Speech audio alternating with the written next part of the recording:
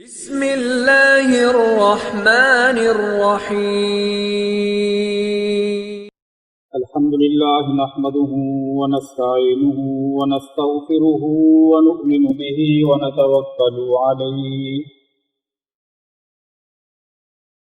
ونعوذ بالله من شرور أنفسنا ومن سيئات أعمالنا من يهده الله فلا مضل له ومن يضلله فلا هادي له ونشهد أن لا إله إلا الله وحده لا شريك له ونشهد أن سيدنا وسندنا ومولانا محمدا عبده ورسوله أما بعد فأعوذ بالله من الشيطان الرجيم بسم الله الرحمن الرحيم وأنفقوا في سبيل الله ولا تلقوا بأيديكم إلى التهلكة وأحسنوا إن الله يحب المحسنين وقال تبارك وتعالى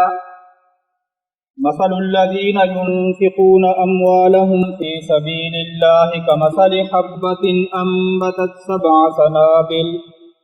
سبع سنابل في كل سنبلة 100 حبة والله يضاعف لمن يشاء والله واسع عليم صدق الله العلي العظيم وبلغنا رسوله النبي الكريم ونحن على ذلك لمن الشاهدين والشاكرين والحمد لله رب العالمين. تمام حضرات ایک مرتبہ درود شریف پڑھ لیں. اللهم صل على محمد وعلى آل محمد كما صليت على إبراهيم وعلى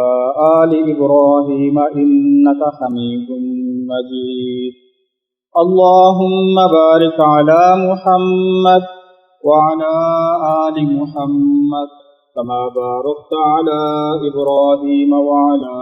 آل إبراهيم إنك حميد مجيد.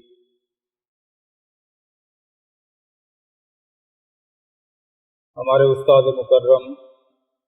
حضرت مولانا محمد ثناء اللہ غالب صاحب دامت برکاتہم،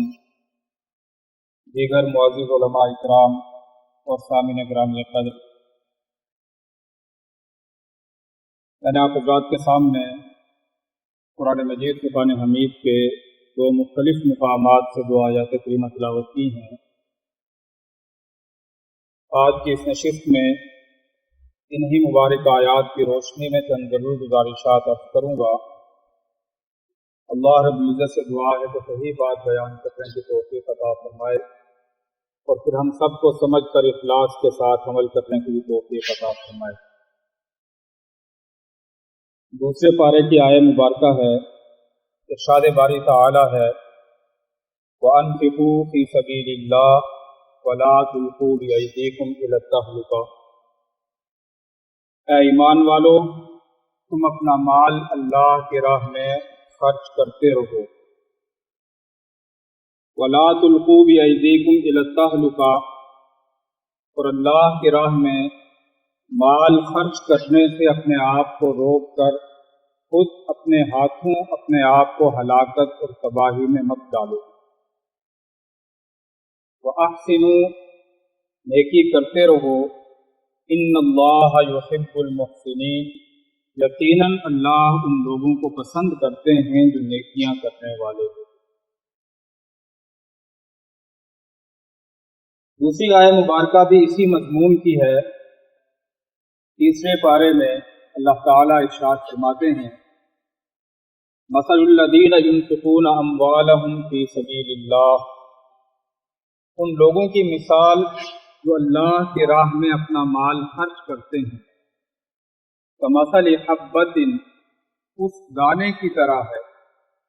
انبتت 7 سنابل، جس ایک دانے کو زمین میں ڈالا جاتا ہے تو اس ایک دانے سے 7 بالیاں پیدا ہوتی ہیں. فی کل سنبلۃ مئۃ حبہ، اور ہر بالی میں اللہ 100 دانے پیدا فرما دیتے ہیں۔ یہی مثال ہے اخلاص کے ساتھ انسان کی اللہ کی راہ میں مال خرچ کرنے کی، کہ وہ مال تھوڑا سا خرچ کرتا ہے، اللہ اسے بڑھا چڑھا کر کئی گنا تک پہنچا دیتے ہیں۔ واللہ یضاعف لمن یشاء، اللہ جس کے لیے چاہتا ہے اس میں اور زیادہ بھی اضافہ کر دیتا ہے۔ واللہ واسع علیم، اور اللہ تعالی وسعت والے ہیں، علیم جاننے والے ہیں۔ اسی مضمون کی ایک تیسری آیت 4 پارے میں ہے، ارشاد باری تعالی ہے الذین ينفقون فی السراء والضراء۔ اللہ تعالیٰ کے نزدیک متقی لوگ وہ ہوتے ہیں، تقوی والے لوگ وہ ہیں جو اللہ کی راہ میں اپنا مال خرچ کرتے ہیں۔ فی السراء والضراء، خوشحالی میں بھی خرچ کرتے ہیں اور بدحالی میں بھی خرچ کرتے ہیں۔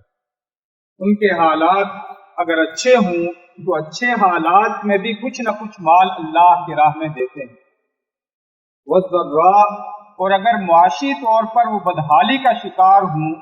تب بھی اپنا ہاتھ بند نہیں کرتے، روکتے نہیں ہیں، تب بھی کچھ نہ کچھ اللہ کی راہ میں مال خرچ کرتے ہیں۔ والکاظمین الغیظ، اور ان کی دوسری صفت اور علامت یہ ہے کہ اپنا غصہ ضبط میں رکھتے ہیں، غصے کے وقت اپنی حالت پر قابو رکھتے ہیں۔ والعافین عن الناس، اور لوگوں سے معاملات کرتے ہوئے زیادہ تر معافی سے اور درگزر سے کام لیتے ہیں۔ اللہ یحب المحسنین، اللہ تعالیٰ ایسے احسان کرنے والے لوگوں کو پسند کرتے ہیں۔ تو کسی مضمون کی 4 آیت اسی 4 پارے میں ارشاد باری تعالیٰ ہے وَلَا يَحْسَبَنَّ الَّذِينَ يَبْخَلُونَ بِمَا آتَاهُمُ اللَّهُ مِنْ فَضْلِهِ هُوَ خَيْرًا لَهُمْ، کہ وہ لوگ جو اللہ کے بخشے ہوئے مال میں، اللہ کی عطا کردہ اس مال کی نعمت میں بخل برتتے ہیں، وہ یہ نہ سمجھیں کہ یہ بخل کرنا ان کے لیے بہتر ہے، بل هو شر لهم، یہ بخل کرنا ان کے لیے بہت زیادہ برا ہے۔ سَيُطَوَّقُونَ مَا بَخِلُوا بِهِ يَوْمَ الْقِيَامَةِ، عنقریب قیامت کے دن یہی مال جس میں انہوں نے بخل برتا ہوگا، وہ مال ان کے گلوں کا توپ اللہ قیامت کے دن بنا دیں گے۔ وَلِلَّهِ مِيرَاثُ السَّمَاوَاتِ وَالْأَرْضِ، آسمانوں اور زمین کی ساری میراث صرف اللہ کے لیے باقی ہے۔ یہ دوسرے سپارے کی، تیسرے کی اور 4 پارے کی چند آیات کریمہ ہیں جن کا لفظی ترجمہ آپ حضرات نے سماعت فرمایا۔ رمضان المبارک اپنی تکمیل کی جانب بڑھ رہا ہے اور ممکنہ طور پر آج رمضان المبارک کا آخری روزہ اور آخری دن ہے، اور یہ رمضان، یہ بابرکت ساعتیں، یہ بابرکت لمحات، یہ بابرکت گھڑیاں، جن ساعتوں میں اور جن گھڑیوں میں انسان کا قدرتی طور پر ایک رجحان نیکیوں کی جانب ہو جاتا ہے۔ اوقات میں، لمحات میں، دنوں میں اللہ نے خود اپنی جانب سے کچھ ایسی تاثیر رکھی ہوتی ہے کہ وہ ایام اور وہ دن جب انسان کو اپنی آغوش میں لیتے ہیں تو اس آغوش میں لینے کے یہ اثرات اور برکات ظہور پذیر ہوتے ہیں کہ انسان کا دل نیکیوں کی جانب مائل ہو جاتا ہے، نیکیوں کی جانب کھینچنا چلا جاتا ہے۔ یہ ان لمحات اور ان اوقات اور ان گھڑیوں کی برکات اور اثرات ہوتے ہیں۔ جیسے کچھ جگہیں ہوتی ہیں، کچھ مقامات ہوتے ہیں، کچھ ایسی مقدس جگہیں ہوتی ہیں جن جگہوں پر انسان اپنے آپ کو جب پہنچاتا ہے، لے جاتا ہے، تو ان جگہوں پر پہنچنے کے بعد انوارات اور فیوز اور برکات کی ایک بارش اترتا ہوا اپنے سینے پہ محسوس کرتا ہے، اپنے دل میں یہ کیفیتیں گزرتا ہوا محسوس کرتا ہے، یہ حالتیں گزرتا ہوا محسوس کرتا ہے جیسا کہ مجھے کوئی کھینچ کر اللہ کی جانب دھکیل رہا ہو، جیسے مجھے کوئی کھینچ کر اللہ کی بارگاہ میں پہنچا رہا ہو۔ جیسے کچھ جگہوں کی یہ اثرات اور برکات ہوتے ہیں، اسی طرح کچھ گھڑیوں اور لمحات کے بھی یہ اثرات اور برکات ہوتے ہیں کہ ان لمحوں اور ان گھڑیوں میں انسان کا دل خود قدرتی طور پر اللہ کی جانب کھینچتا چلا جاتا ہے، نیکیوں کا ایک ذوق پیدا ہو جاتا ہے، اللہ کو یاد کرنے کا ایک شوق انسان کے قلب اور دل کے اندر انگڑائی لینے لگتا ہے، اور انسان ان چیزوں کو، ان اثرات کو قبول کر کے اپنے آپ کو سب چیزوں سے لا تعلق کر کے خود کو اللہ کی بارگاہ میں لا کر پیش کر دیتا ہے۔ تو یہ بابرکت گھڑیاں، یہ بابرکت لمحات، یہ جدا ہو رہے ہیں،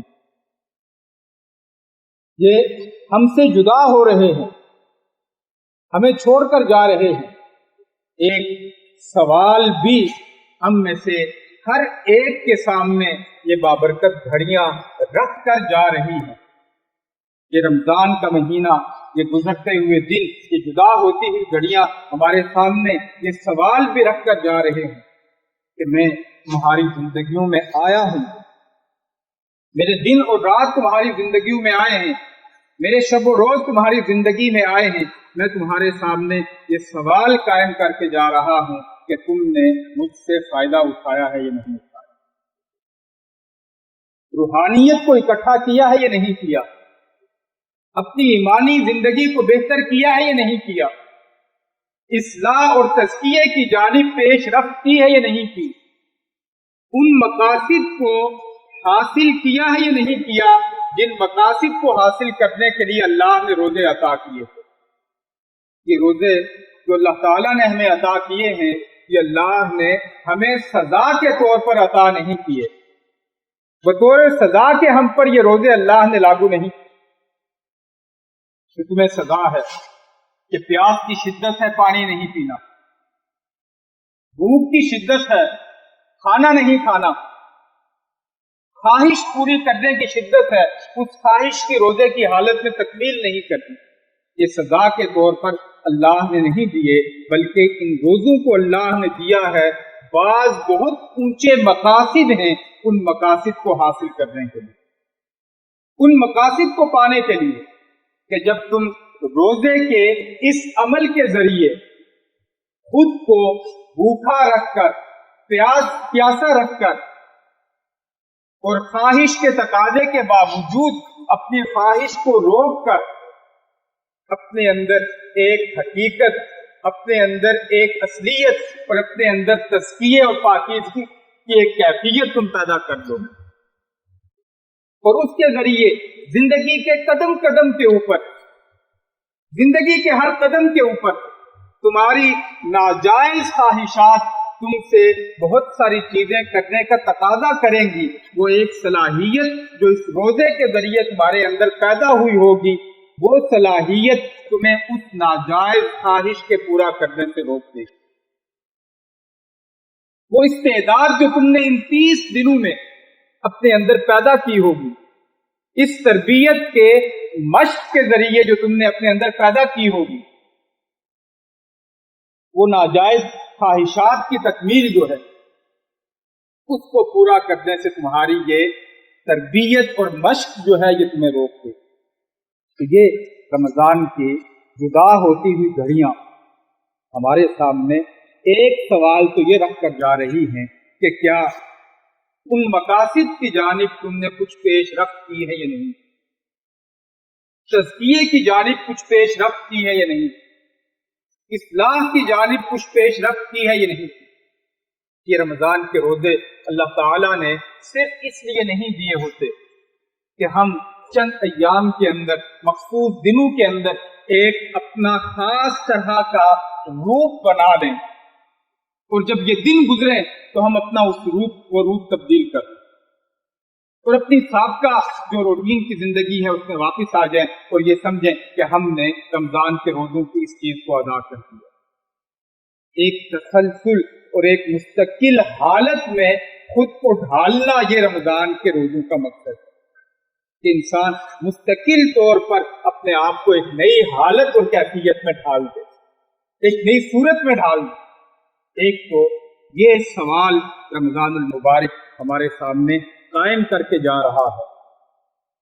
اور دوسرا سوال یہ قائم کر کے جا رہا ہے کہ ان ایام کے گزرنے کے بعد بھی کیا تم رمضان کے ان اثرات کو اپنی زندگیوں میں باقی رکھ سکو گے یا نہیں رکھ سکو گے؟ یہ اثرات باقی رہیں گے یا رمضان گزرنے کے بعد فوری طور پر ختم ہو جائیں،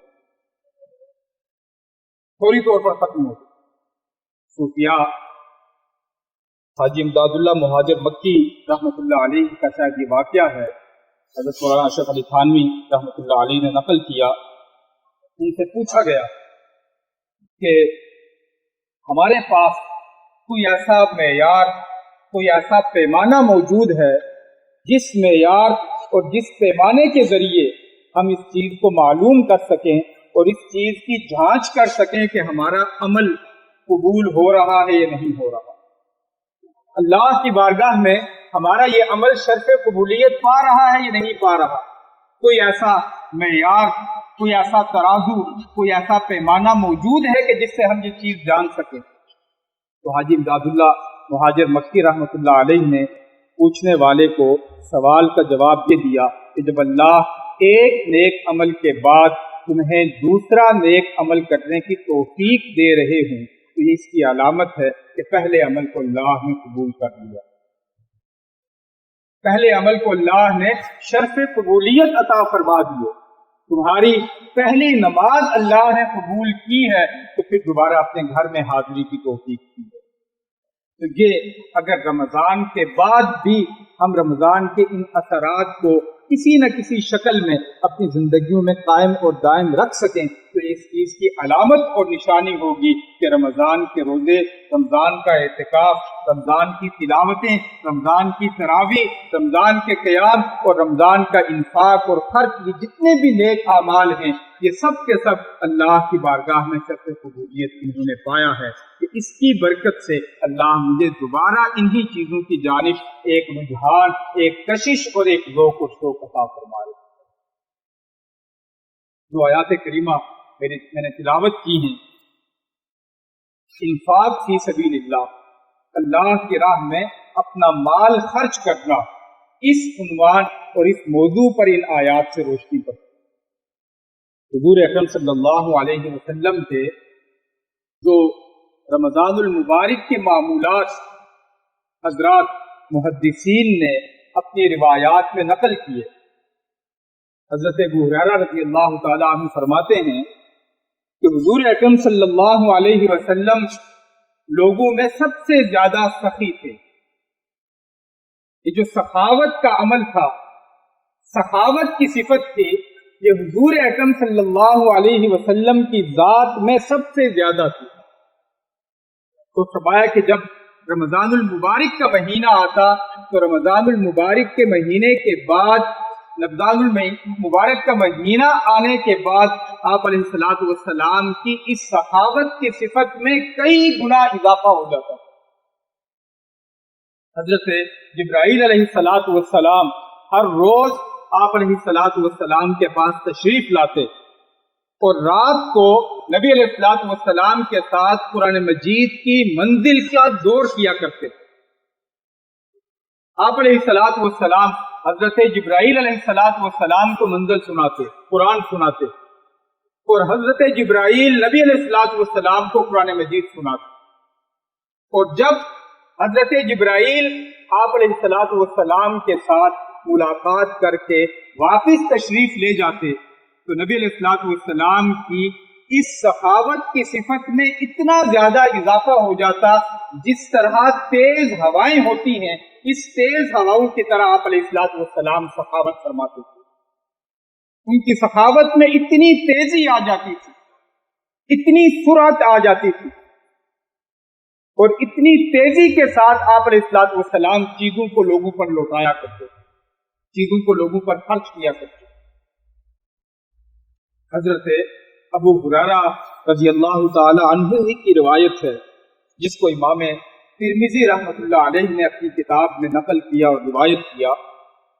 تو فرماتے ہیں کہ آپ علیہ الصلوۃ والسلام نے ارشاد فرمایا کہ سخی آدمی جو ہوتا ہے،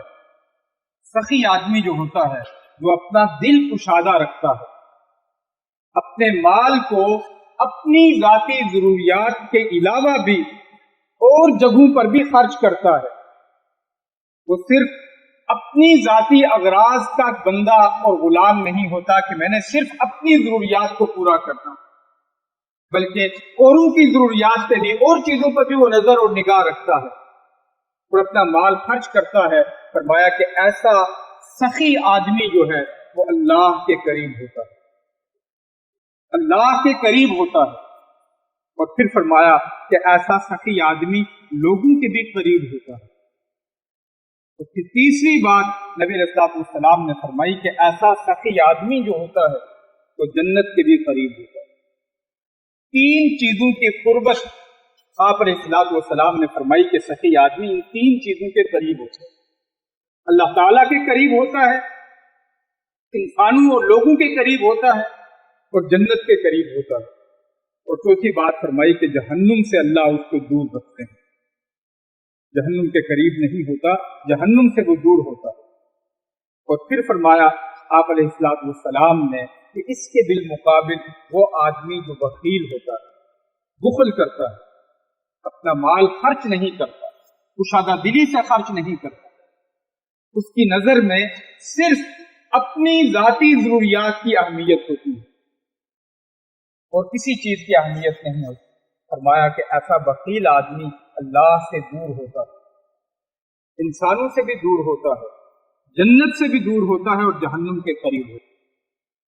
اور آخری بات جو آپ علیہ الصلوۃ والسلام نے اس حدیث مبارکہ میں بیان فرمائی وہ بڑی عجیب بات ہے اور بڑی ہم سب کے لیے قابل غور بات ہے، ہم میں سے ہر ایک کے لیے وہ بات قابل غور ہے۔ آپ علیہ الصلوۃ والسلام نے فرمایا کہ وہ آدمی جو عبادت گزاری میں تو بہت آگے ہوتا ہے لیکن اپنے مال کے معاملے میں بہت زیادہ بخل بھی کرتا ہے، اللہ کو وہ آدمی پسند نہیں ہے۔ اس کے بالمقابل اللہ کو وہ آدمی پسند ہے جو ہے تو جاہل لیکن سخاوت بہت کرتا ہے۔ ایک آدمی عبادت گزاری میں بہت آگے ہے، نہ کوئی نفل چھوڑتا ہے، نہ کوئی تلاوت چھوڑتا ہے، نہ کوئی اور نفلی عبادت چھوڑتا ہے، عبادات کے اندر بہت زیادہ ہے، عبادت گزاری بہت زیادہ کرتا ہے، لیکن اس عبادت گزاری کے ساتھ ساتھ اپنے مال کے معاملے میں بخل بھی بہت زیادہ کرتا ہے۔ فرمایا کہ ایسا آدمی اللہ کو پسند نہیں، اللہ کو وہ آدمی پسند ہے جو جاہل ہے، جس کے پاس علم اور ان چیزوں کی فراوانی نہیں ہے، لیکن اللہ نے اس کو دل کشادہ عطا کیا، دل کی کشادگی سے نوازا ہے، وہ خرچ کرنے والا ہے، بندوں پر خرچ کرتا ہے، اپنے علاوہ باقی جو خیر اور بھلائی کے کام ہیں اس پر اپنا مال خرچ کرتا ہے۔ فرمایا کہ یہ آدمی جو ہے اس عبادت گزار بخیل سے اللہ کو زیادہ پسند ہے، اللہ کے زیادہ قریب ہے۔ یہ آدمی، یہ مال اور دولت جو ہے یہ اللہ کی نعمتوں میں سے بہت بڑی نعمت ہے،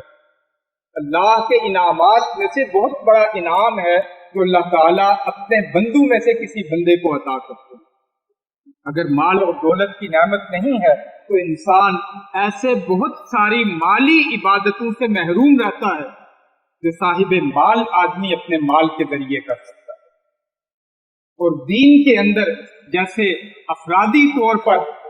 دین کے معاملات کے اندر جیسے جسمانی قربانی کی ضرورت ہوتی ہے، ایسے ہی دین کے بہت سارے موقعوں اور بہت سارے مواقع کے اوپر مالی قربانی کی بھی ضرورت ہوتی ہے، اور بسا اوقات مال کی قربانی یا جسمانی قربانی سے زیادہ ضرورت پڑ جاتی ہے۔ اب اگر جس کو اللہ نے اس چیز میں وسعت سے نوازا اور وہ اپنے اس چیز کو استعمال کرتا ہے تو ظاہر ہے کہ وہ اپنا کتنا بڑا مقام اور درجہ اللہ کے نزدیک بنا لیتا ہے، اپنی کتنی حیثیت جو ہے وہ اللہ کے نزدیک بنا لیتا ہے۔ حضرت خواجہ عباد اللہ احرار رحمۃ اللہ علیہ، صوفیاء میں بہت بڑا نام ہے خواجہ عباد اللہ احرار، رحمۃ اللہ علیہ کا، اور یہ نقشبندی سلسلہ جو ہے نقشبندیوں کے جد اعلیٰ ہے، حضرت خواجہ عبید اللہ احرار رحمۃ اللہ علیہ۔ نقشبندیوں میں کتنے بڑے بڑے نامور صوفیاء ہیں جو ان کے ساتھ اپنی نسبت اور تعلق ہے۔ ان کا ایک واقعہ حضرت مولانا اشرف علی تھانوی رحمۃ اللہ علیہ نے اپنے مواعظ میں نقل کیا۔ وہ فرماتے ہیں کہ اللہ نے انہیں بہت زیادہ مال و دولت سے نوازا تھا، روحانیت، تزکیہ، اصلاح، ان معاملات کے اندر بھی اللہ نے ولایت کے مقام پر فائز کیا تھا، اور اس کے ساتھ ساتھ جو دنیاوی شان و شوکت اور مال اور دولت کی چیزیں تھی اس میں بھی اللہ نے بڑی وسعت اور فراخی عطا کی۔ دور دور سے لوگ ان سے اصلاح اور تزکیہ کا تعلق قائم کرنے کے لیے ان کی خدمت میں حاضر ہوتے۔ حضرت خواجہ عبد الرحمن جامی رحمۃ اللہ علیہ دور دراز علاقے سے وہ آئے اور ان کی شہرت سنی تو خواہش ہوئی کہ میں ان کے پاس جاؤں اور ان کے پاس جا کر اپنا اصلاح اور اپنا تزکیہ اور اپنی تربیت کرواؤں۔ جب ان کے پاس پہنچے اور ان کی مال اور دولت کی فراوانی کو دیکھا، شان و شوکت کو دیکھا، خادمین اور نوکر چاکروں کی وہ ایک بڑی لمبی فہرست دیکھی، بڑی لمبی صف دیکھی، تو ان کا دل جو ہے وہ کچھ مطمئن نہ ہوا۔ ان کا دل جو ہے ان کی اس چیز پر کچھ مطمئن نہ ہوا، اور ایک جملہ خواجہ عبد الرحمن جامی رحمۃ اللہ علیہ نے بولا، اور وہ جملہ بول کر ان سے تعلق قائم کیے بغیر واپس ہو گئے۔ جملہ یہ بولا کہ مردان حق کا مال اور دولت سے کوئی تعلق نہیں ہوتا۔ یہ جملہ بولا کہ جو اللہ کے بندے، نیک بندے ہوتے ہیں، مردان حق ہوتے ہیں، ان مردان حق کا مال اور دولت کے ساتھ کوئی تعلق نہیں ہوتا۔ یہ جملہ بولا اور جملہ بول کر واپس ہو۔ اب محلے سے نکلے تو آگے راستے میں راہ گزر جو تھا، اس راہ گزر میں مسجد تھی، اس مسجد میں گئے کہ کچھ نفل پڑھ لوں۔ نفل پڑھ کے ویسے ہی تھکاوٹ اتارنے کے لیے عبد الرحمن جامی لیٹے۔ مولانا اشرف علی تھانوی رحمۃ اللہ علیہ فرماتے ہیں کہ وہ یوں ہی لیٹے تو آنکھ لگ گئی، ان کی نیند آ گئی اور آنکھ لگ گئی۔ آنکھ لگی، خواب دیکھتے ہیں، آپ نے دیکھتے ہیں کہ قیامت قائم ہو چکی ہے، اور عبد الرحمن جامی رحمۃ اللہ علیہ افراتفری کا ایک ماحول ہے، کچھ لوگ ادھر بھاگ رہے ہیں، کچھ ادھر بھاگ رہے ہیں۔ عبد الرحمن جامی جو ہیں یہ بھی ایک جانب کو چل رہے ہیں۔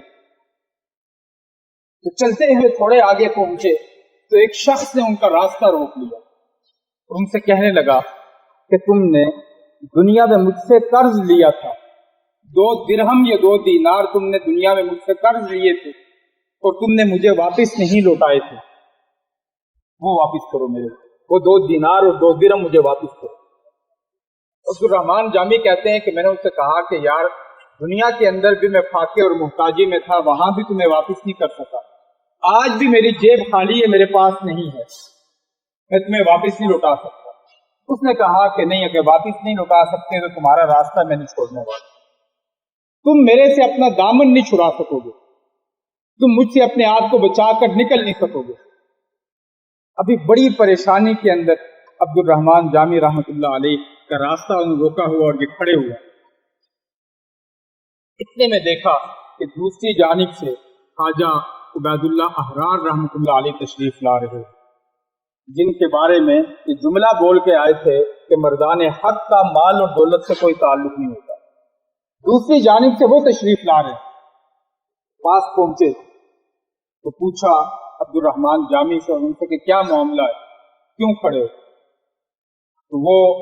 قرض والا کہنے لگا جی انہوں نے مجھ سے دنیا میں 2 درہم اور 2 دینار یا 2 درہم یا 2 دینار قرض لیا تھا، واپس نہیں لوٹایا، میں اس کا تقاضا ان سے کر رہا ہوں۔ تو خواجہ عبید اللہ احرار رحمۃ اللہ علیہ نے اپنی پوٹلی میں سے 2 درہم اس کے ہاتھ پہ رکھے اور کہا کہ یار عجیب بندے ہو، اللہ کا نیک بندہ ہے، اس نیک بندے کا صرف 2 دینار کے لیے تم نے راستہ روک لیا ہے کہ 2 درہم لو اور ان کی جان چھوڑو۔ اب وہ جان چھوڑوائی، جان چھوڑوانے کے بعد جو ہے وہ چلا گیا قرض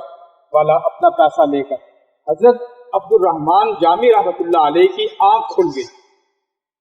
آنکھ کھل گئی، اور آنکھ کھلی تو دیکھا کہ خواجہ عبید اللہ احرار جو ہیں وہ سامنے کھڑے ہیں، بیداری کی حالت میں سامنے کھڑے ہیں۔ یہ دوڑا اور دوڑ کر ان سے معافی مانگنے لگا۔ عبد الرحمن جامی معافی مانگنے لگے اور کہنے لگے جی مجھے معاف کر دیں، میں یہ جملہ بول کر آیا۔ انہوں نے کہا کہ نہیں، تم دوبارہ بولو کہ تم نے کیا جملہ بولا تھا، دوبارہ جملہ بولو۔ انہوں نے کہا جی میں نے یہ جملہ بولا تھا کہ مردان حق کا مال اور دولت سے کوئی تعلق نہیں ہوتا۔ کہنے لگے کہ اس جملے میں اس چیز کا مزید اضافہ کرو کہ اس مال اور دولت کے ساتھ مردان حق کا کوئی تعلق نہیں ہوتا، جو مال اور دولت صرف ان کی اپنی ذات کے لیے ہو، اور جس مال اور دولت کے ذریعے عبد الرحمن جامی کو پھنسی ہوئی حالت سے نکال دیا جائے وہ مال اور دولت تو بڑے کام کی ہے، جو دوسروں کے اس قدر کام آئے، اتنا دوسروں کے کام آئے کہ ایک آدمی مصیبت میں پھنسا ہوا ہے، محتاجی اور ضرورت کی وجہ سے دائرہ اسلام سے نکلنے کے قریب ہے، قرض والے نے اس کا راستہ روکا ہوا ہے، محتاجی اور فقر کی ایک حالت میں اپنی حالت سے وہ باہر ہو رہا ہے، اور ایک دولت مند آدمی آتا ہے، پیسے والا آتا ہے تو اس کی اس حاجت کو پورا کرتا ہے، اس کی اس ضرورت کی تکمیل کرتا ہے، اس کی اس پریشانی کو دور کرتا ہے، تو فرمایا کہ وہ مال اور دولت تو بڑے کام کی ہے، اس کے بارے میں تو یہ نہیں کہا جا سکتا کہ یہ بیکار ہے، اس کی کوئی اہمیت اور حیثیت نہیں۔ یہ حکم اللہ تعالیٰ نے مسلمانوں کو عطا کیا، یہ حکم اللہ تعالیٰ نے مسلمانوں کو عطا کیا کہ اپنی عبادات کے ساتھ، اپنی نمازوں کے ساتھ، اپنے روزوں کے ساتھ، اپنی تلاوتوں کے ساتھ، اپنے قیام کے ساتھ، اپنے ذکر اور تسبیحات کے ساتھ، اپنے اعتکاف کے ساتھ، اپنے جسمانی طور پر ان تمام اعمال کے ساتھ مال سے متعلق جو اللہ کا حکم ہے اس سلسلے میں بھی اپنے دل کو کشادہ رکھو، کہ صرف تم نمازیں پڑھنے والے مسلمان نہ بنو، بلکہ نمازیں پڑھنے والے مسلمان بننے کے ساتھ ساتھ اللہ کی راہ میں اپنا مال لٹانے والے مسلمان بھی بنو، ذکر اذکار کرنے والے مسلمان بھی بنو، اور اس کے ساتھ ساتھ اپنے دل کو کشادہ کرنے والے مسلمان بھی بنو۔ حضرات علماء فرماتے ہیں کہ یہ جو مال سے متعلق اللہ نے احکامات دیے ہیں، انفاق سے متعلق جو اللہ نے احکامات دیے ہیں، ان کے تین بڑے مقصد ہیں جن کی تکمیل ہوتی ہے۔ ایک بڑا مقصد تو یہ پورا ہوتا ہے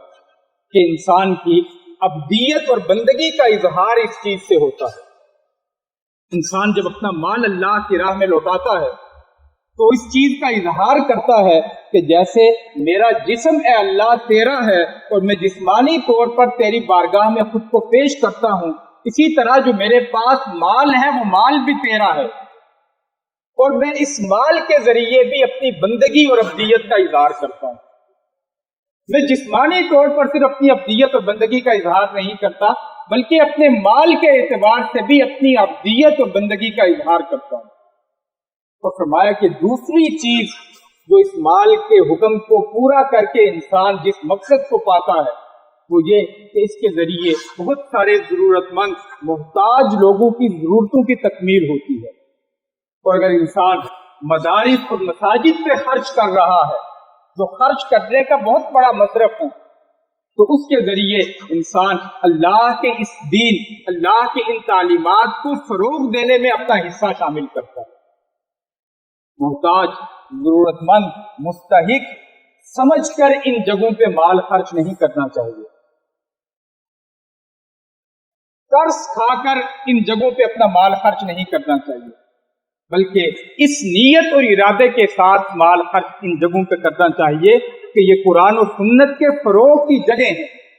قرآن و سنت کی اشاعت کی جگہ ہیں، اور ان اشاعت کی جگہوں پر میں اپنا مال دے رہا ہوں۔ نیت کے اس فرق سے بہت زیادہ انسان کے اس مال پر اجر کے لحاظ سے فرق پڑ جاتا ہے۔ دوسرا اس سے مقصد جو انسان کو حاصل ہوتا ہے وہ یہ کہ اس سے احتیاج اور ضرورت پوری ہوتی ہے۔ اور تیسری چیز جو اس انفاق کے ذریعے انسان کو حاصل ہوتا ہے، حضرات علماء فرماتے ہیں کہ اس کے ذریعے انسان کا مال اور دولت کے بارے میں اس کی حرص اور ہوس میں ایک اعتدال پیدا ہوتا ہے۔ جو حرص اور ہوس اور لالچ اور طمع جو انسان کی زندگی میں اور انسان کے خون میں دوڑتا ہے، جب انسان اپنا مال کشادہ دلی کے ساتھ اللہ کی راہ میں خرچ کرتا ہے تو اس خرچ کرنے کی برکت سے اللہ اس حرص اور ہوس کو ایک اعتدال عطا فرما دیتے ہیں، ایک توازن عطا فرما دیتے ہیں، اور انسان لالچ میں اور حرص اور ہوس میں اور مال اور دولت جو حرص اور ہوس کی وجہ سے فتنے کا باعث بن جاتی ہیں، وہ مال اور دولت کے اس کے لیے فتنے کا باعث نہیں رہتا، بلکہ اس معاملے میں ایک اعتدال پر خود کو قائم رکھتا ہے۔ اللہ تعالیٰ سے دعا ہے کہ جو کچھ کہا گیا ان گزارشات پر عمل کرنے کی توفیق عطا فرمائے۔ وما علینا الا البلاغ۔